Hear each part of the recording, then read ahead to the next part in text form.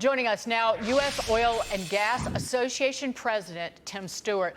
Tim, Camilla Thorndike is her climate engagement director, who fouled up when she was talking to Politico and said that Kamala Harris is not promoting expansion of oil and gas. That woman, if you look into her background, it should frighten the living daylights out of every single American, because she essentially wants to electrify the country and get rid of internal combustion engines. Well, it's true, and she's got a pretty intensive background. I guess you have things like that when you have worked for Bernie Sanders for a number of years. And the thing is her public statements, as part of that, she called anybody who works in the oil and gas industry supporting white supremacy and the patriarchy, and called us eco-terrorists. But you guys, I think the Harris campaign strategy and approach to energy policy is this, which is the less we know, the better off they are. And that's why these things are really slow to leak out. It kind of sounds like a blueprint for Project 2025 for the Harris campaign. Maybe it is, maybe it isn't, but it is a blueprint for economic and energy policy disaster, that's for sure. Tim, it's interesting because they're being silent on the agenda because they know if they talked about it, the American people don't want it, right? They know that it is despair and poverty if we make this transition, and they'll be forced to buy things that they don't want to purchase. They want, again, combustion engines, they want gas stoves, they want appliances that work.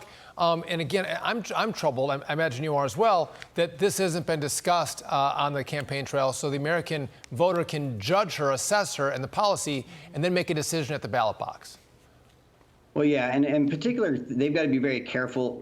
We're ready for the battle. And we hope we don't have to have that, obviously, but they have to avoid that on the campaign trail, because in Pennsylvania, for example, 425,000 jobs, either directly or indirectly, rely on the oil and gas industry. And it's not just the guys on the rig, it's not just guys on the frack job, but it's the trucking industry, it's the caterer who's feeding them, it's the software guys in Philly. It's $75 billion in economic activity in Pennsylvania alone.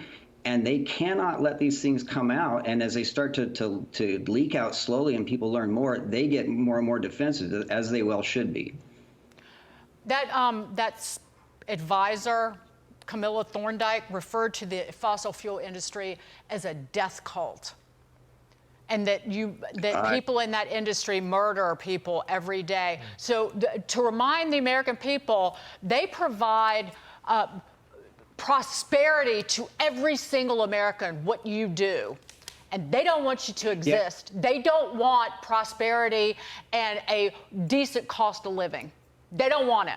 Well, yeah, she sounds really nice, doesn't she? She sounds like somebody you want to have a cup of coffee with. The fact of the matter is we provide a way of living and a quality of life that is unparalleled in human history because of what we've done with fossil fuels and how we've harnessed that energy. It is an unparalleled period of economic prosperity where life expectancy has doubled because of the use of fossil energy. And the fact of the matter is Americans still rely on it. It's 80% of our portfolio still. And that's crucial. And they're telling them to take it, they want to take it away. No doubt. Tim Stewart, thanks for being with us. We appreciate it.